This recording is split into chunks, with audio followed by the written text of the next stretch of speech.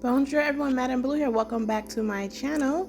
And as you can see from the title, we are doing a silk press. Now I titled it silk press, but y'all know I don't really believe in that. I'll call mine natural presses because that's what I do. And also the silkiness of a silk press depends on your hair texture and curl pattern. So I don't really be like, oh, a silk press, a silk press. Anywho, moving on. I will leave all the products on the screen. I usually don't link them. I just put them on the screen because I use a lot of products. I was just telling somebody I'm a product whore. I like it. The shampoo and conditioner that I use is by, I think the company is 1212 Beauty. I have been using this shampoo for my presses exclusively for maybe 3 years now. That's the only thing I like to use. I love it. Anywho, we're gonna shampoo this client 3 times and then condition, and then we'll move on to the next phase.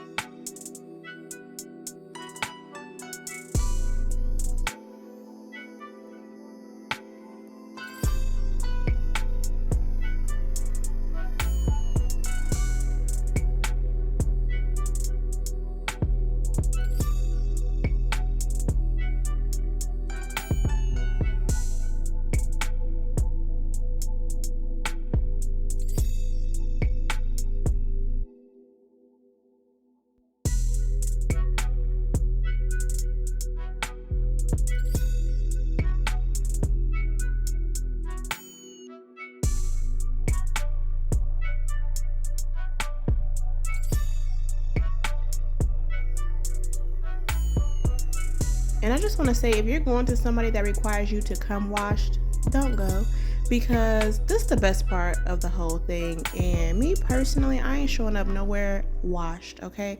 Because I do not want to miss the shampoo and that massage when you conditioning, okay?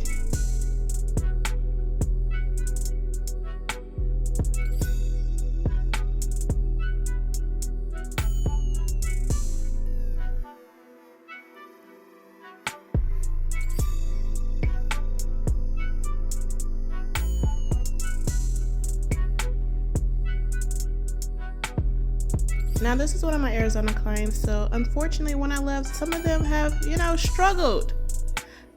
So she does have a little bit of heat damage. I think, well, usually I do a sew-in on her, and she does do a leave-out sew-in, and then she might do like U-part wigs, and I think she's had like braids and stuff, but mostly, for the most part, she either wears her hair but straightens it, or does leave-out weaves. So, just some areas are not curly like they should be, but that's okay.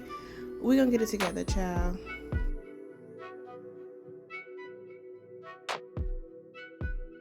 I have other videos with how I blow dry, use the tension method. And unfortunately, a lot of this video, half of the video, I was in the way, so you couldn't even see me working on the right side. So I just said, child, I show you a little snippet, but I use the tension method to blow dry, and I try to get it as smooth as possible.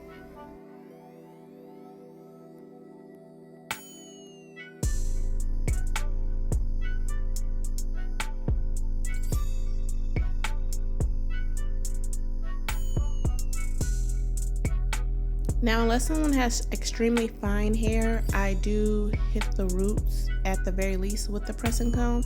If they have kinkier or coarser hair, then I will do more than the roots, but for the most part, I at least do the roots with the pressing comb.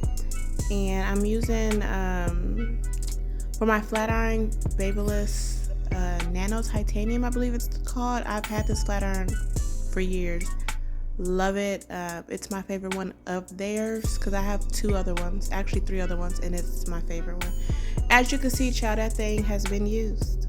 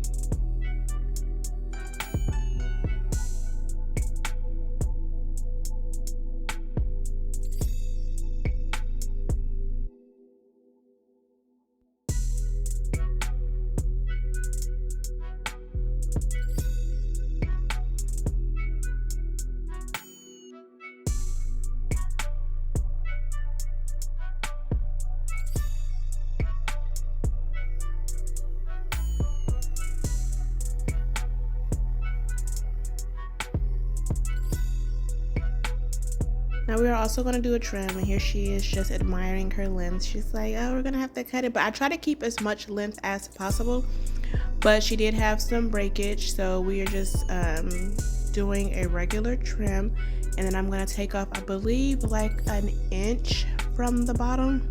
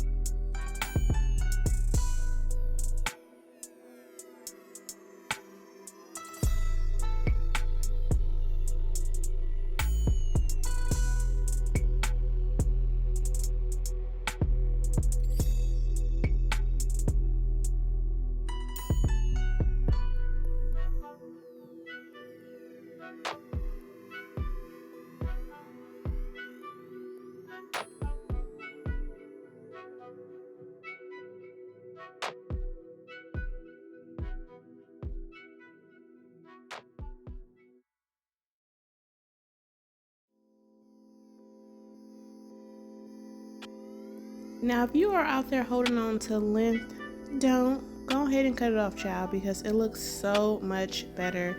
The hair looks healthier, the hair looks fuller. So if you out there just trying to hold on to whatever little length you have, go ahead and cut it. And trust me, it's gonna have to get cut now or later, because split ends just continue to split up the hair shaft. So you might as well go ahead and get it taken care of, so you don't have to do it later and lose more hair. And we decided to do waves. I just do it with the flat iron, nothing fancy, but I just do make sure that the ends are straight so that you don't have them Shirley Temple curls. That is the tip to getting waves. The ends need to be straight. And that's pretty much it. After we're done, we're gonna go ahead and comb it out. I use my fingers or a wide tooth comb, either way.